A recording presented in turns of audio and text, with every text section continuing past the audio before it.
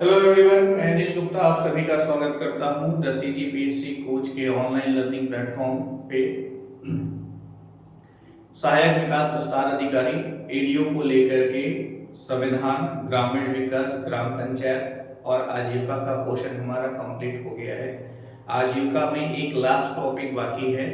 इस last topic के ऊपर आज की क्लास में डिस्कस करेंगे। ठीक है, अभी काफी दिनों से कंटेंट अपलोड नहीं हो रहे थे या क्लास लाइव नहीं हो रही थी, तो जैसा पिछली क्लासेस में मैंने आप लोगों को बताया था कि लास्ट जो टॉपिक है उसका कंटेंट रिकॉर्ड करके हम अपलोड कर देंगे। ठीक है, YouTube channel the CGPSC coach के प्लेलिस्ट में फोल्डर बना दिए गए हैं और उसमें ग्रामीण विकास, आजीविका, ग्रामीण और ग्राम पंचायत की क्लासेस पूरी अपलोड करके उपलब्ध करा दिए गए हैं। साथ ही एडीओ की प्रिपरेशन को लेकर के द सीजीपीएससी कोच की ऑब्जेक्टिव और सब्जेक्टिव दोनों बुक मार्केट में हैं। बहुत सारे ऐसे स्टूडेंट्स हैं जो अभी बुक परचेज कर रहे हैं, अब तैयारी करना स्टार्ट कर रहे हैं, तो आप निश्चिंत रहिएगा, प्लेलिस्ट में सारा कंटेंट हमने अपलोड कर दिया है। तो बुक के साथ उस लेक्चर्स को फॉलो करते हुए आप अपनी तैयारी को बहुत बेहतर कर सकते हैं। दूसरी महत्वपूर्ण जानकारी ये है कि छत्तीसगढ़ के साथ सीजीपीएससी प्री प्लस मेंस की लाइव क्लासेस यूट्यूब पे हम स्टार्ट करेंगे, ऐसा हमने कहा था, जो कि पूर्णतः निःशुल्क होगा। और एप्लीकेशन में live plus recorded the CGPSC coach mobile application में लाइव प्लस रिकॉर्डेड क्लासेस होंगी। ठीक है, जिसकी टोटल 6000 फी रखी गई है। उसमें कंप्लीट कोर्स रिकॉर्डेड अपलोड होगा लाइव के साथ साथ, और यूट्यूब पर एक क्लास जो है वो एक क्लास के हिसाब से डेली लाइव क्लासेस होंगी। तो सीजीपीएससी के प्रिपरेशन को लेकर के काफ़ी सारे क्वेरीज हैं हमारे पास, काफ़ी सारे स्टूडेंट्स के व्हाट्सएप पे मैसेज वगैरह हमको मिले। मतलब बहुत सारे स्टूडेंट्स अभी भी इस स्थिति में हैं कि कंटेंट कैसे रेडी करें, किस बुक को फॉलो करें, तैयारी कैसे करें, ऐसी समस्याओं से। और निश्चित तौर पर होता यह है कि जो स्टूडेंट्स अभी ग्रेजुएट हुए, जब तक उनको एक प्रॉपर गाइडलाइन नहीं मिलेगा, प्रॉपर कंटेंट नहीं मिलेगा, वो मिसगाइड हो जाएंगे, मिसलीड हो जाएंगे, फिर कई वर्षों तक खाली प्रीलिम्स ही क्वालिफाई नहीं होगा, ऐसा देखने को मिलता है। तो इसी समस्या का हल निकालने के लिए डेट और टाइम नोट जरूर कीजिएगा आप लोग।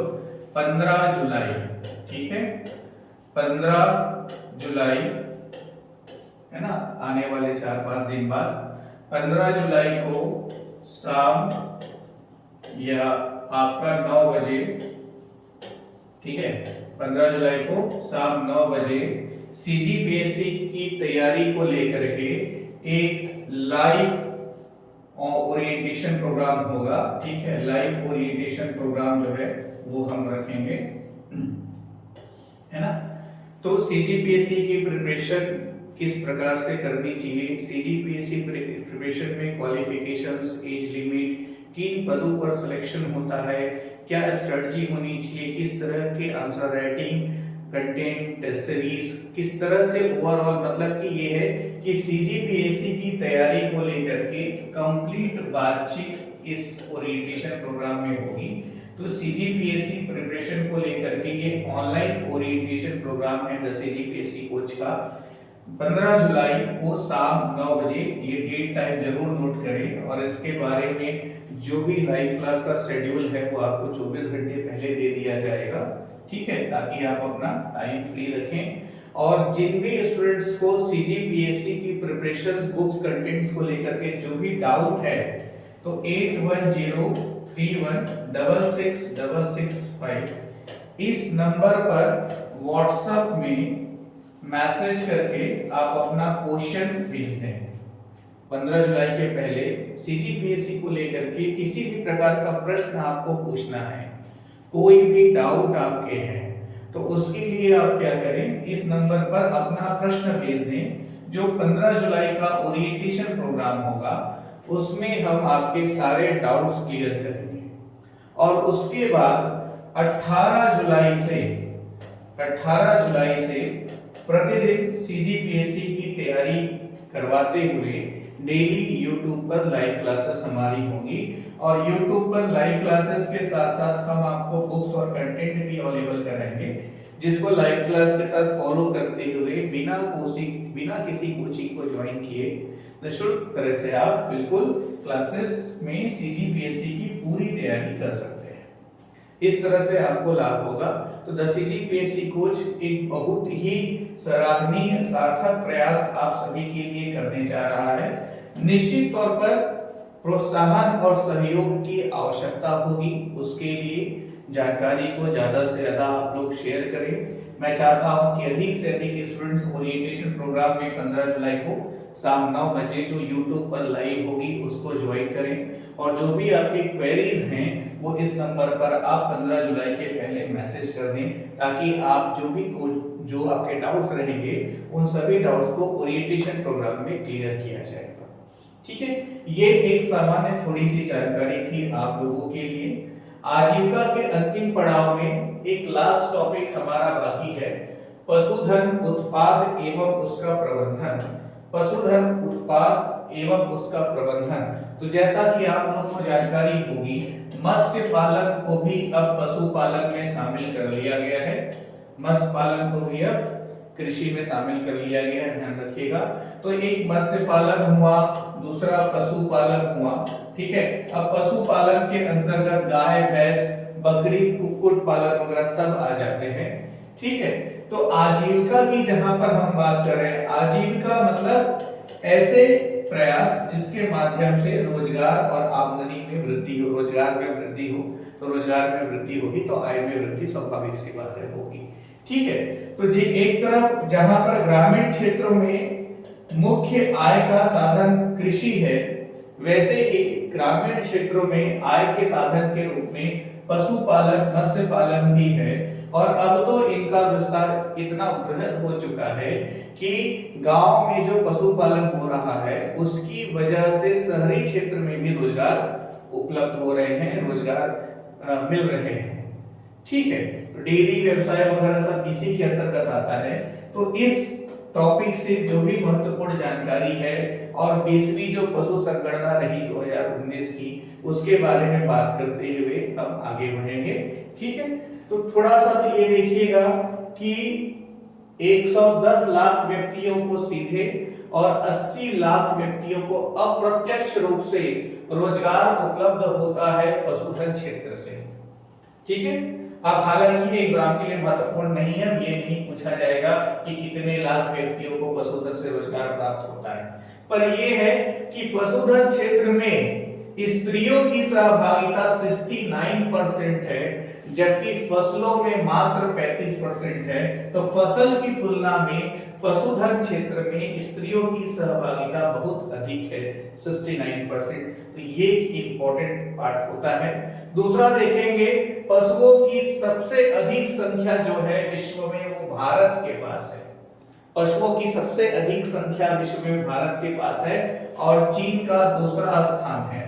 पशुओं की सबसे अधिक संख्या जो है वो भारत के पास है और चीन का दूसरा स्थान है इसमें। ठीक, ये तो अभी हम करेंट डेटा से इसको अपडेट कर लेंगे, लेकिन दुविधा की स्थिति ये है कि औसत दूध उत्पादन के दृष्टिकोण से देखा जाए तो औसत वार्षिक दूध प्राप्ति जो है वो भारत में 220 किलोग्राम है। भारत में 220 किलोग्राम है, जबकि यही नीदरलैंड में 4220 किलोग्राम, यूनाइटेड किंगडम में 2900 किलोग्राम है औसत प्राप्ति। तो दूध औसत वार्षिक दूध प्राप्ति में भारत काफी पीछे है। इसी वजह से राज्य सरकार और केंद्र सरकार की विभिन्न योजनाओं के माध्यम से पशुओं की नस्लों में विकास के माध्यम से पशुधन क्षेत्र में विस्तार और वृद्धि का प्रयास किया जा रहा है। उन्हीं प्रयासों के बारे में हम बात करने वाले हैं। तो छत्तीसगढ़ शासन द्वारा जो प्रयास किए जा रहे हैं उसके अंतर्गत क्या क्या शामिल है, तो उसके अंतर्गत देखिएगा, पशुपालन विभाग छत्तीसगढ़ शासन द्वारा विभिन्न योजनाएं संचालित हैं। ठीक है, इन योजनाओं के माध्यम से पशुधन क्षेत्र में वृद्धि का सफल प्रयास राज्य सरकार द्वारा लगातार किया जा रहा है। तो इसके अंतर्गत पशु स्वास्थ्य रक्षा, टीकाकरण कार्य, शिविर, पशु रोग अनुसंधान कार्य, पशु माता महामारी, पशु नस्ल सुधार, पशु प्रजनन प्रक्षेत्र, इन सभी क्षेत्रों में राज्य शासन द्वारा कार्य किया जा रहा है। इसमें गौवंशी पशु विकास कार्यक्रम के बारे में हम बात करें तो गौवंशी पशु विकास कार्यक्रम के अंतर्गत पशु विकास परियोजनाओं के माध्यम से उन्नत दुधारू पशु परियोजनाएं संचालित है।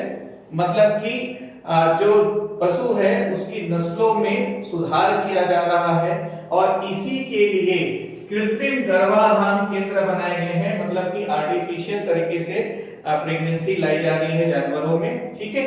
और उन्नत नस्ल के उत्पादन के लिए हिमीकृत वीर्य कृत्रिम गर्भाधान इकाइयां कार्यरत है। तो इसमें देखिएगा राज्य सरकार द्वारा आपका 2 कार्यक्रम चलाया जा रहा है। तो एक होता है कृत्रिम गर्भाधान, ठीक है, और दूसरा होता है आपका बधियाकरण, ठीक है। कृत्रिम गर्भाधान और दूसरा है आपका बधियाकरण। तो इसके लिए क्या है, जो भी कृषक है, जो भी ग्रामीण है, जो भी कृषक है, वह अपनी जानवर का कृत्रिम गर्भाधान कराने के लिए उनको प्रेरित किया जाता है। और जो चरवाहा है, जो गायों को जानवरों को चराता है, तो जो चरवाहा है उसको प्रोत्साहन राशि दी जाती है। तो प्रति कृत्रिम गर्भाधान 15 रुपए और प्रति बधियाकरण जो है 15 रुपए चरवाहे को प्रोत्साहन राशि के रूप में उपलब्ध कराया जाता है। ये आपको थोड़ा ध्यान रखना है ना भाई। तो कृत्रिम गर्भाधान केंद्र और हिमीकृत वीर्य कृत्रिम गर्भाधान इकाइयां जो हैं गौवंशी पशु विकास कार्यक्रम के अंतर्गत कार्यरत हैं। बकरी विकास कार्यक्रम के अंतर्गत इन अच्छी उत्पादन वाली नस्लों का प्रजनन और उन्नत नस्ल के बकरे प्रदाय करना, नवीन बकरी प्रजनन प्रक्षेत्र की स्थापना जो है राज्य सरकार द्वारा की गई है। कहां की गई है इसके बारे में भी हम बात करेंगे। वैसे ही सुगर विकास कार्यक्रम, इसके अंतर्गत लार्ज व्हाइट यार्ड साकर रशियन चरमुखा नस्ल के सुकरों का प्रजनन किया जा रहा है और इसके लिए सुकर प्रजनन केंद्र बनाए गए हैं। इसके लिए सुकर प्रजनन केंद्र बनाए गए हैं। तो एक है आपका सकालो सरगुजा में, दूसरा है परचन पार बस्तर जगदलपुर भी इसको कहा जाता है, ठीक है। तो परचन पाल बस्तर जगदलपुर में एक सुकर प्रजनन केंद्र है और एक आपका सकालो सरगुजा में सुकर प्रजनन केंद्र है। वैसे ही गौ सेवक योजना के माध्यम से ग्रामीण अंचलों में पशु चिकित्सीय कार्यों की सुविधा उपलब्ध कराई जा रही है। और गाय वितरण योजना के अंतर्गत ध्यान रखिएगा, हितग्राही कौन, अनुसूचित जनजाति के वे व्यक्ति जो गरीबी रेखा के नीचे आ रहे हों। तो अनुसूचित जनजाति के वे व्यक्ति जो गरीबी रेखा के नीचे आ रहे हैं उनको भारतीय नस्ल की गाय निःशुल्क प्रदान की जा रही है गाय वितरण योजना के अंतर्गत। वैसे ही बैल जोड़ी वितरण योजना में भी यही टर्म्स कंडीशन है। अनुसूचित जनजाति के गरीबी रेखा के नीचे आने वाले जो परिवार हैं उनको निःशुल्क बैल जोड़ी जो है राज्य शासन द्वारा प्रदान किया जा रहा है। ये सभी महत्वपूर्ण तथ्य है। अब गाय वितरण योजना, बैल जोड़ी वितरण योजना के अंतर्गत हितग्राही कौन है, तो अनुसूचित जनजाति का वह व्यक्ति जो गरीबी रेखा के नीचे जीवन यापन करता है, ये हो जाएगा। ग्रामोत्थान योजना के बारे में मैंने बताया। ग्रामोत्थान योजना के अंतर्गत पशु नस्ल सुधार कार्य हेतु गाय की कृत्रिम गर्भाधान केंद्र बनाए गए हैं। तो वहां पर लाने पर जो चरवाहा होता है उसको प्रोत्साहन राशि के रूप में 15 प्रति कृत्रिम गर्भाधान की तरफ से दिया जाता है। तो ये 15 रुपए है, इसको बुक में आप लोग अपडेट कर लेंगे। आगे बात समझ में, ठीक है। वैसे ही बधियाकरण, तो जो बैल वगैरह होते हैं उनका बधियाकरण किया जाता है ना भाई। तो उसके लिए भी चरवाहों को प्रोत्साहन राशि के रूप में 15 रुपए प्रति बधियाकरण जो है उपलब्ध कराया जाता है।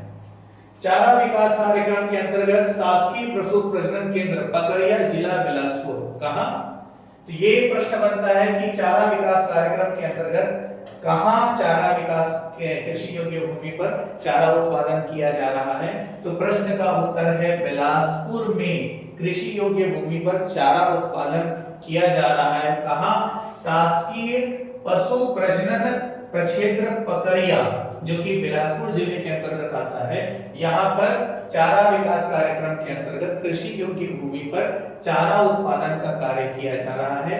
सांड वितरण योजना के अंतर्गत सभी ग्राम पंचायतों में भारतीय दुधारू द्विकाजी नस्ल के सांड का वितरण किया जा रहा है। तो ये भारतीय दुधारू द्विकाजी नस्ल के सांड, ये याद रखिएगा। कुक्कुट विकास के अंतर्गत रंगीन चूजों का वितरण, बैकयार्ड कुक्कुट इकाई वितरण योजना के अंतर्गत आहार एवं औषधि घर पहुंचाकर अनुसूचित जाति एवं जनजाति के हितग्राहियों को प्रदान किया जा रहा है। तो यहाँ पर एसटी एससी जो है इनको कुक्कुट विकास के अंतर्गत घर पहुंच साधन संसाधन उपलब्ध किया जा रहा है, उपलब्ध कराया जा रहा है। पशु रोग नियंत्रण परियोजना के अंतर्गत भारत सरकार की योजना टीकाकरण द्वारा रोकथाम, अनुसंधान प्रयोगशालाओं का उन्नयन, सुदृढ़ीकरण, प्रशिक्षण, बीमारी के रोकथाम एवं प्रचार प्रसार के कार्य किए जा रहे हैं। एकीकृत डेयरी विकास परियोजना ये महत्वपूर्ण है। तो इसके अंतर्गत 5 जिले कौन कौन से? रायगढ़, सरगुजा, कोरिया, कबीरधाम एवं जसपुर। तो ये अत्यंत महत्वपूर्ण है। ये 5 जिले का नाम आपको याद रखना है। 2 तरह से प्रश्न बनते हैं, इनमें से किस किस जिले में एकीकृत डेयरी विकास परियोजना संचालित है, या इनमें से किस जिले में एकीकृत डेयरी विकास परियोजना संचालित नहीं है। तो आपको जिले का नाम याद रखना होगा, रायगढ़, सरगुजा, कोरिया, कबीरधाम एवं जसपुर। रायगढ़, सरगुजा, कोरिया, कबीरधाम एवं जसपुर 5 जिलों का नाम मुझे कमेंट करके आप लोग बताएंगे। बस्तर एकीकृत पशुधन विकास परियोजना के अंतर्गत कहां? बस्तर, दंतेवाड़ा तथा कांकेर जिले में डेनिडा के सहयोग से यह योजना संचालित की जा रही है। किसके सहयोग से? डेनिडा के सहयोग से। कहां-कहां? बस्तर, दंतेवाड़ा तथा कांकेर जिले में। राज्य डेयरी प्रयोगशाला की स्थापना 5 जिलों में प्रयोगशाला की स्थापना की गई है। यहाँ पर यह भी एक प्रश्न बनता है कि डेयरी प्रयोगशाला की स्थापना राज्य के कितने जिलों में की गई है? तो 5 जिलों में डेयरी प्रयोगशाला की स्थापना की गई है। यहाँ पर उचित मूल्य पर दूध का संग्रहण किया जा रहा है और उसका प्रोसेसिंग करके विपणन का कार्य किया जा रहा है। ठीक है, ये सभी राज्य सरकार के प्रयास हुए पशुधन के क्षेत्र में। इसके अंतर्गत कुछ और महत्वपूर्ण बिंदु है जो कि एग्जाम में आपको प्रश्न के रूप में मिल सकते हैं, पूर्व परीक्षाओं में आए हुए हैं, उसको यहाँ पर समाहित किया हुआ है। तो थोड़ा इसमें ध्यान देंगे, ज्यादा डिफिकल्ट नहीं है। दुग्ध प्रौद्योगिकी महाविद्यालय छत्तीसगढ़ में, रायपुर में, और पशु चिकित्सा महाविद्यालय अंजोरा दुर्ग में। तो 2 प्रश्न हो गए। पशु चिकित्सा महाविद्यालय कहाँ है? तो फिर अंजोरा दुर्ग प्रश्न का उत्तर होगा। और दुग्ध प्रौद्योगिकी महाविद्यालय कहाँ है? तो रायपुर प्रश्न का उत्तर होगा। सुकर प्रक्षेत्र सकालो अंबिकापुर और जगदलपुर बरचनपाल बस्तर के ऊपर हम बात कर चुके हैं। एक महत्वपूर्ण तथ्य ये है कि बिलासपुर जिले के अंतर्गत जो रतनपुर क्षेत्र आता है, तो इस रतनपुर क्षेत्र में प्राचीनतम पशु बाजार आयोजित होता था। तो प्राचीनतम पशु बाजार रतनपुर में लगता था। जबकि प्रदेश का सबसे बड़ा पशु बाजार कहे तो प्रश्न का उत्तर होगा रायपुर का भैंस थान। तो प्राचीनतम रतनपुर और सबसे बड़ा पशु बाजार में प्रश्न का उत्तर क्या हो जाएगा? रायपुर का भैंस थान प्रश्न का उत्तर हो जाएगा, ध्यान रखिएगा। सबसे अधिक समय तक दूध देने वाली भैंस जफराबादी है और सबसे अधिक दूध देने वाली भैंस मुर्रा है। सर्वाधिक वसा युक्त दूध देने वाली भैंस भदावरी है और बकरी को गरीबों का गाय कहा जाता है। प्रमुख नस्लें बकरी की जमुनापारी मेहसाना। तो जमुनापारी मेहसाना क्या है? तो बकरी की नस्लें हैं। भेड़ की नस्लों में पश्मीना, अंगोरा, ये भेड़ की नस्लों का नाम है।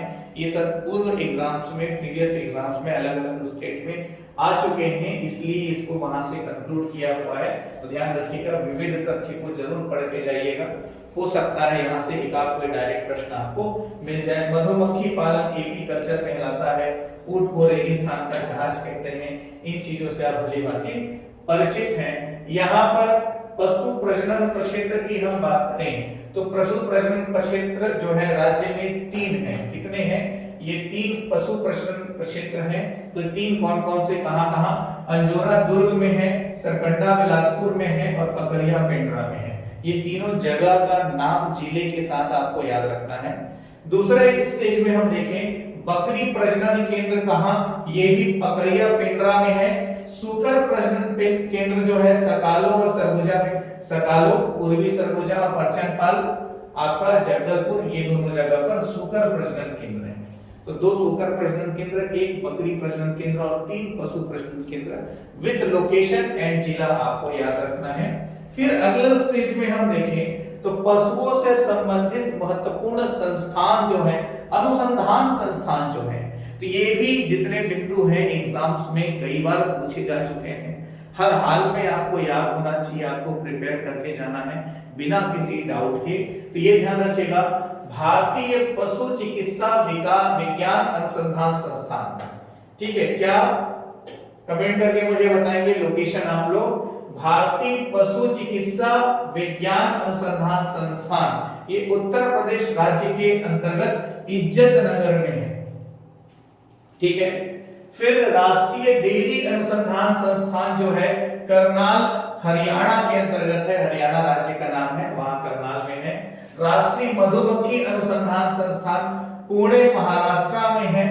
केंद्रीय भैंस अनुसंधान संस्थान हिसार हरियाणा में है। केंद्रीय बकरी अनुसंधान संस्थान मखदूम उत्तर प्रदेश में है। केंद्रीय भेड़ एवं ऊन अनुसंधान संस्थान अंबिकानगर राजस्थान में है। राष्ट्रीय ऊंट अनुसंधान संस्थान जो है ये बीकानेर राजस्थान में, और राष्ट्रीय चमड़ा अनुसंधान संस्थान चेन्नई तमिलनाडु में है। तो ये जो लोकेशंस हुए, जो संस्थान के नाम है, इसमें बिना किसी डाउट के बिल्कुल क्लियर रहिएगा, हर हाल में यहाँ से क्वेश्चंस वगैरह देखने को मिल सकते हैं, ठीक है। फिर देखेंगे पशु एवं उनकी उन्नत नस्लें। तो ये कोई बहुत ज्यादा कॉम्प्लिकेटेड या कठिन विषय नहीं है, ये आपका इन्वायरमेंट वगैरह में भी इससे प्रश्न पूछे गए हैं प्रीवियस एग्जाम्स वगैरह में, ठीक है। तो ये थोड़ा सा लोकेशन के साथ आपको एक रीडिंग मारना है, बुक में बहुत अच्छे से चीजों को कंक्लूड किया हुआ है। अब पाकिस्तान में सर्वाधिक दूध देने वाली गाय साहिवाल, गिर काठियावाड़ गुजरात में, थारपारकर सिंध पाकिस्तान में, लाल सिंधी जैलों में, आपका कृषि उत्पादन क्षेत्र में मालवे निवाड़ी बेल्लारी कर्नाटक के अंतर्गत, ठीक है। दुग्ध उत्पादन एवं कृषि कार्य हेतु हालीकर महाराष्ट्र में, अमृत महल कर्नाटक व आंध्र प्रदेश में। इस तरह से लोकेशन और नाम जो है वो आपको प्रिपेयर करना है, ठीक है। और देसी नस्लों की कुल संख्या, जैसे दुधारू नस्लों में देखें तो 30, जिसमें प्रमुख है आपके साहिवाल, सिंध, गिर और देवनी। तो इनका नाम और लोकेशन आपको मालूम होना चाहिए। तो वैसे ही 2 काजी नस्ल, भरवाही नस्ल, भेड़, विदेशी नस्ल, बकरी, ठीक है। तो यहाँ पर जैसे भदावरी उत्तर प्रदेश एग्जाम में पूछा जा चुका है, जाफराबादी गुजरात एग्जाम में पूछा जा चुका है, मेहसाणा गुजरात ये सब एग्जाम में पूछा जा चुका है, टोडा जो है तमिलनाडु, टोडा जनजाति के नाम पर ये एग्जाम में पूछा जा चुका है, ठीक है। तो ये वाला जो पूरा पोर्शन है वो बुक से आप लोग 2 बार 3 बार रीड करेंगे, है ना भाई। इसको मैं यहाँ पर डिस्कस नहीं कर रहा हूँ, ये आप लोग बुक से 2 बार 3 बार इसको रीड करेंगे सभी नस्लों को लेकर के। फिर देखेंगे 20वीं पशु संगणना 2019। तो पहले तो ये ध्यान रखिएगा कि ये 20वीं पशु संगणना जो है कब हुई, तो डेट याद रखना है 16 अक्टूबर 2019 को। कब हुआ है? 16 अक्टूबर 2019 को 20वीं पशुधन गणना रिपोर्ट जारी की गई। 20वीं पशुधन गणना रिपोर्ट जारी की गई। कब जारी की गई? 16 अक्टूबर 2019 को, जिसके अंतर्गत 535.78 मिलियन जो है पशुधन की आबादी है। तो भारत में कुल पशुधन कितना? तो 535.78 मिलियन। ये एक महत्वपूर्ण लाइन हो गया, एग्जाम के लिए बहुत आवश्यक है, हो सकता है पूछ दिया जाए, ठीक है। पिछली गणना की तुलना में 1% वृद्धि जो है वो देखने को मिलती है। कुल दुधारू पशुओं की संख्या 125.34 मिलियन, जो कि पिछली गणना की तुलना में 6% अधिक है। और वाणिज्यिक पोल्ट्री की कुल संख्या 534.74 मिलियन है, जो पिछली गणना की तुलना में 4.5% अधिक है। तो यहाँ पर मुख्य रूप से डेट और कुल पशुधन आबादी, ये 2 लाइन जो है ज्यादा महत्वपूर्ण हो जाता है एग्जाम के लिए, ठीक है। बुक से रिवीजन आपको करना है, पढ़ेंगे, रिवाइज करेंगे, तभी चीजें याद रहेगी। और प्रश्नों की कोई सीमा नहीं है, प्रश्न किसी भी बिंदु से कहीं से भी एग्जाम में पूछे जा सकते हैं आपके सिलेबस के अंतर्गत। तो बार बार आपका प्रैक्टिस करना ही आपके लिए सहायक होगा, वही आपको सिलेक्शन दिलाएगा। पशुधन गणना का जो प्रमुख बिंदु है, तो ये अभी जिसपे हम डिस्कस कर रहे थे, पशुधन आबादी 535.78 मिलियन, ठीक है। 2012 की तुलना में 4.6% की वृद्धि देखने को मिलती है। तो 2019 के पहले पिछली पशु संगणना जो थी वो 2012 की थी, तो 2012 की तुलना में 4.6% की वृद्धि देखने को मिलती है। ये तीसरा महत्वपूर्ण पॉइंट हो गया इस टॉपिक के अंतर्गत। पश्चिम बंगाल में पशुओं की संख्या में सबसे अधिक वृद्धि देखी गई है और उसके बाद तेलंगाना के स्थान है। तो ये दो राज्यों का नाम भी आप याद रखेंगे, वैसे भी एक बार पढ़ लिए सुन लिए तो कुछ चीजें दिमाग में स्वतः सेट हो जाती है, याद हो जाती है, ठीक है। तो ये ध्यान में रखना है आपको। बाकी ये सारे जो प्रमुख बिंदु हैं इसको एक रीडिंग आप लोग मारेंगे बुक से, प्रश्न कहीं से भी हो सकता है, तो इसमें कोई बहुत ज्यादा परेशानी या जटिलता वाली बात नहीं है। तो इसको पूरा का पूरा एक रीडिंग आपको मारना है। 1919-20 से देश में पशु संगणना प्रारंभ हुआ है।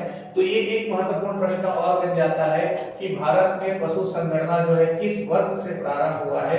तो प्रश्न का उत्तर लेंगे 1919-20 से भारत में पशुधन की गणना जो है प्रारंभ हुई है और प्रति 5 वर्षों में एक बार की जाएगी, ऐसा प्रावधान रखा गया है।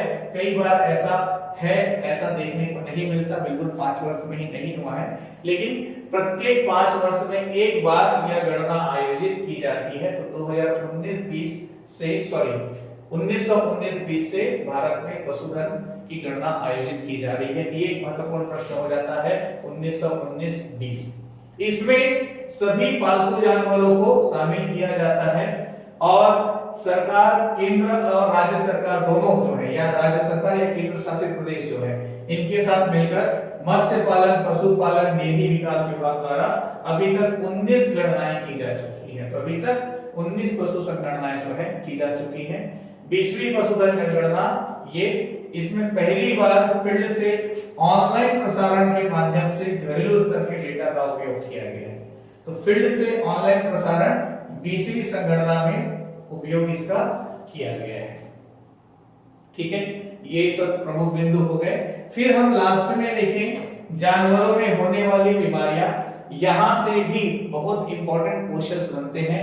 ये टॉपिक थोड़ा डिफिकल्ट है, 3-4 बार रिवीजन करेंगे तब जाकर के ही याद होगा और पूरी तरह से रटने जैसा ही कॉन्सेप्ट है, इसमें समझने समझाने वाली कोई बात नहीं है, ठीक है। तो जानवरों में होने वाली बीमारी, उसके लक्षण, वो वायरस से है या बैक्टीरिया से है, ये भी थोड़ा आपको देखना होगा।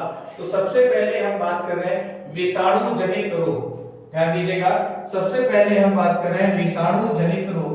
तो विषाणु जनित रोग में जैसे आपका खुरपका या मुंहपका भी कहा जाता है, ये गाय, भैंस, बकरी, सुअर में देखने को मिलता है। इसके अंतर्गत लक्षण क्या है? तो इसमें जानवर जुगाली करना बंद कर देता है, शरीर का टेम्परेचर डाउन हो जाता है, मुंह में, खुर में जो है छाला वगैरह या घाव देखने को मिलते हैं। खुरपका, मुंहपका कारक विषाणु है, ये हुआ। तो इस तरह से आपको सभी डिजीज को प्रिपेयर करना होगा। काउपॉक्स, ये भी वायरस विषाणु जनित है, ठीक है। लक्षण, शरीर में स्मॉल पॉक्स के समान दाने हो जाते हैं जानवर के, ठीक है। रानीखेत, इसका भी कारण वायरस है। और फिर बैक्टीरिया में जीवाणु जनित हम देखें तो ब्लैक क्वार्टर, ये गाय, भैंस, भेड़ में देखने को मिलता है, ठीक है। बरसात के मौसम में ब्लैक क्वार्टर देखने को मिलता है।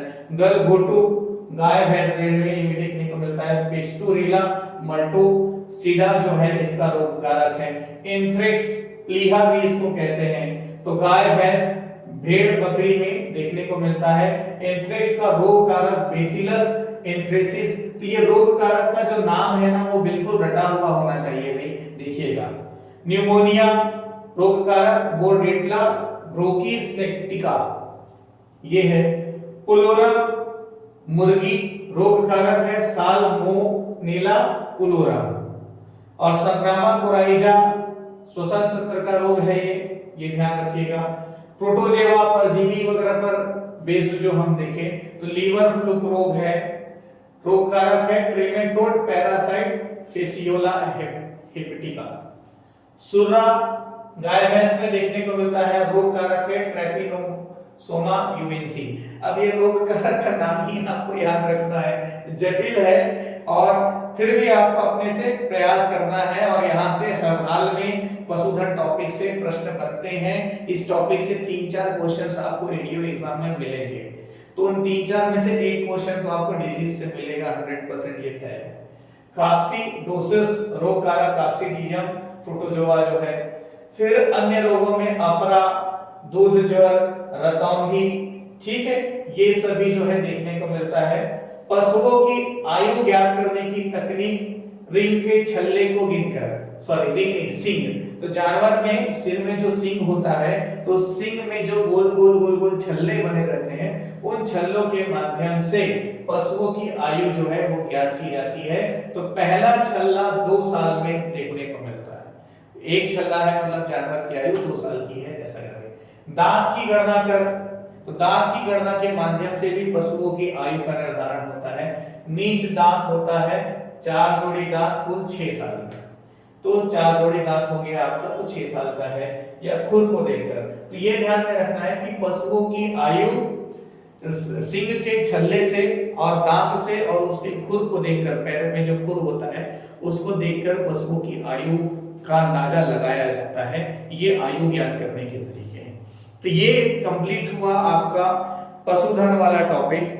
और इस टॉपिक के अंतर्गत जितने भी महत्वपूर्ण पहलू हैं पशुधन से संबंधित, उसके ऊपर आज की क्लास में हमने बात की। अभी जो महत्वपूर्ण जानकारी आप लोगों को मैंने क्लास स्टार्ट करने से पहले दिया था वो मैं रिपीट कर देता हूं एक बार। 15 जुलाई को नोट करके रखिएगा, 15 जुलाई को आपका शाम 9 बजे, आप इसको रात 9 बजे भी कह सकते हैं, 9 बजे जो है लाइव ओरिएंटेशन प्रोग्राम होगा, जिसपे हम बात करेंगे किसके ऊपर, सीजीपीएससी की जो कंप्लीट तैयारी है और सीजीपीएससी को लेकर के तैयारी में जो भी समस्याएं का आप सामना करते हैं उनका समाधान क्या है, बुक्स किस तरह की होनी चाहिए, बुक्स को पढ़ने का पैटर्न कैसा होना चाहिए, टेस्ट सीरीज किस तरह से फॉलो करना चाहिए, या आपके मन में कोई भी ऐसा सवाल हो, कोई भी ऐसा सवाल जो सीजीपीएससी से संबंध रखता है, सीजीपीएससी की तैयारी से लेकर के किसी भी प्रकार का कोई डाउट हो, कोई भी सवाल हो, तो आप जो है अपना क्वेश्चन अपने नाम के साथ इस नंबर पर व्हाट्सएप कर दें। ठीक है, आप अपना प्रश्न अपने नाम के साथ इस नंबर पर व्हाट्सएप कर दें। तो 15 जुलाई को जो लाइव ओरिएंटेशन प्रोग्राम होगा उसमें जो भी आपके प्रश्न हैं उसका हल बताया जाएगा, उसका सॉल्यूशन, उसका उत्तर आपको दिया जाएगा।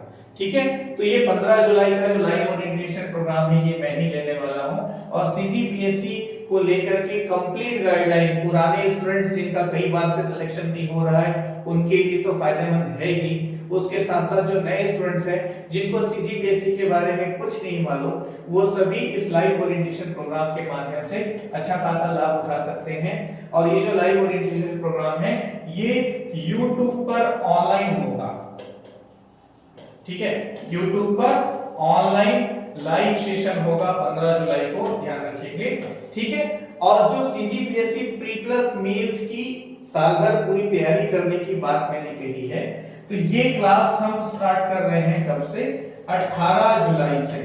18 जुलाई से ये क्लास हम स्टार्ट कर रहे हैं। मैंने लास्ट पहले 11 जुलाई कहा था, लेकिन अभी क्या है कंटेंट के प्रिपरेशन को लेकर के थोड़ा टाइम लग रहा है और बिना कंटेंट के क्लासेस नहीं ली जा सकती, अदरवाइज तैयारी जो है वो आधी अधूरी रह जाएगी। तो इसलिए 18 जुलाई से हम अपनी क्लासेस स्टार्ट करेंगे और 15 जुलाई को हमारा लाइव ओरिएंटेशन प्रोग्राम होगा, जिसमें जुड़कर सीजीपीएससी की तैयारी से जुड़े सभी सवालों के जवाब आप मुझसे पा सकते हैं। जो भी आपके सवाल हैं वो इस नंबर पर आप व्हाट्सएप कर दें। Wish you all the best, अनेक शुभकामनाएं आप सभी को अपनी पढ़ाई और तैयारी के लिए। लगातार प्रयास जारी रखिए, लगातार सही दिशा में किया गया प्रयास निश्चित तौर पर आपको सफलता की ओर लेकर जाता है।